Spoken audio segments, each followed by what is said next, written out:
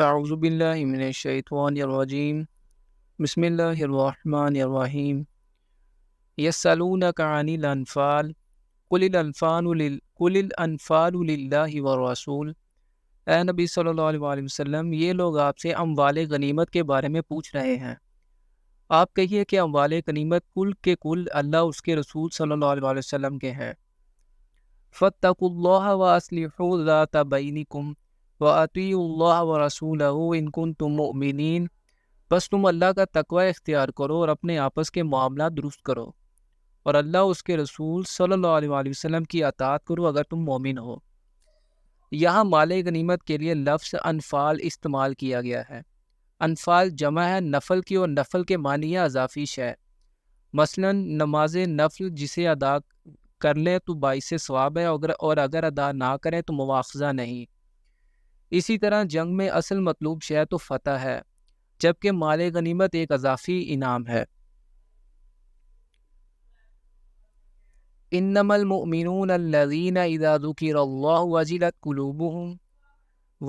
قلوبهم واذا تلیت علیہم آیاتہ زادتہم ایمانا وعلی ربہم یتوکلون۔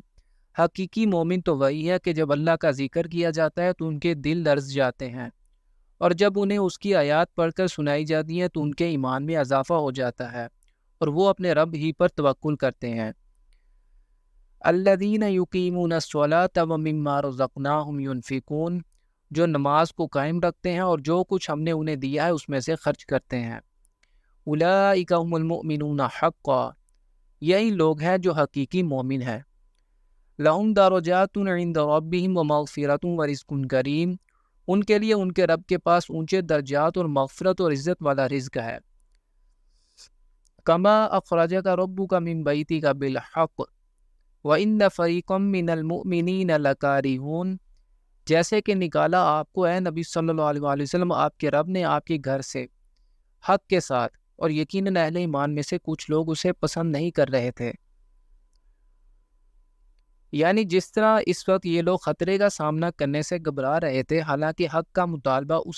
اس وقت یہی تھا کہ خطرے کے منہ میں چلے جائیں، اسی طرح آج انہیں مال غنیمت ہاتھ سے چھوڑنا ناگوار ہو رہا ہے، حالانکہ حق کا مطالبہ یہی ہے کہ وہ اسے چھوڑیں اور حکم کا انتظار کریں۔ دوسرا مطلب یہ بھی ہو سکتا ہے کہ اگر اللہ کی اطاعت کرو گے اور اپنے نفس کی خواہش کے بجائے رسول کا کہنا مانو گے تو ویسا ہی اچھا نتیجہ دیکھو گے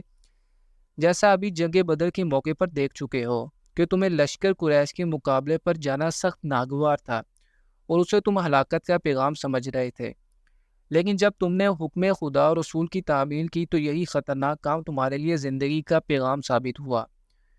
قرآن کا یہ ارشاد ضمناً ان روایات کی بھی تردید کر رہا ہے کہ جو جنگ بدر کے سلسلے میں عموماً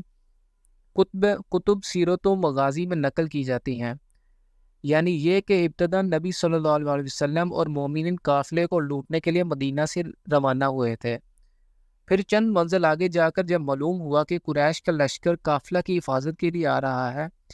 تب یہ مشورہ کیا گیا کہ قافلے پر حملہ کیا جائے یا لشکر کا مقابلہ۔ اس بیان کے برعکس قرآن یہ بتا رہا ہے کہ جس وقت نبی صلی اللہ علیہ وسلم اپنے گھر سے نکلے تھے، اسی وقت یہ امر حق آپ کے پیش نظر تھا کہ قریش کے لشکر سے فیصلہ کن مقابلہ کیا جائے،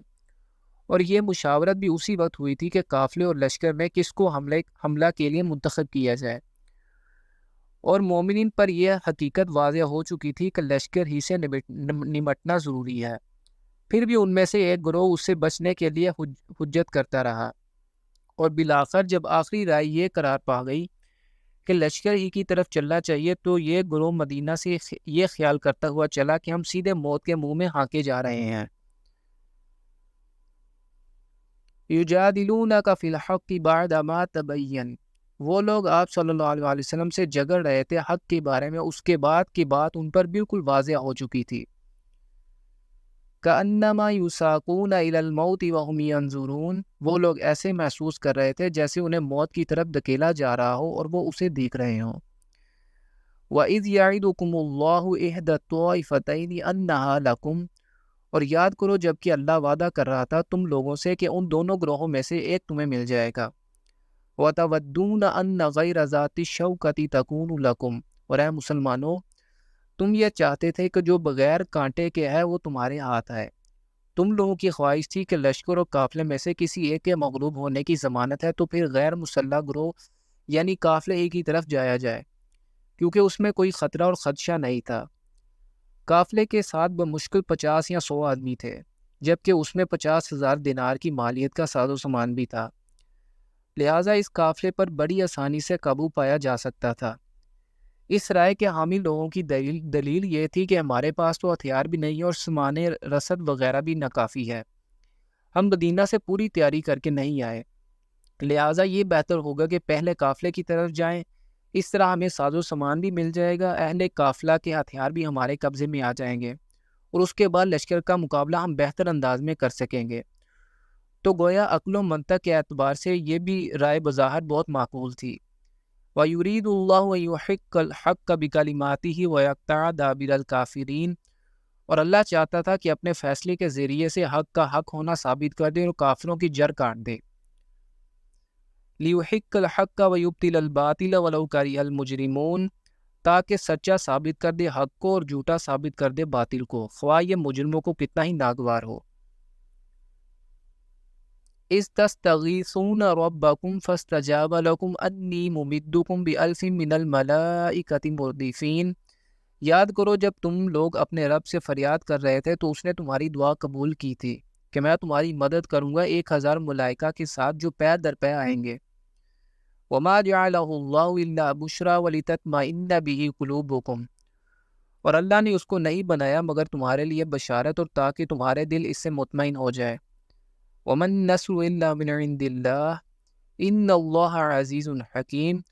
اور مدد تو اللہ ہی کی طرف سے ہوتی ہے، یقیناً اللہ تعالیٰ زبردست حکمت والا ہے۔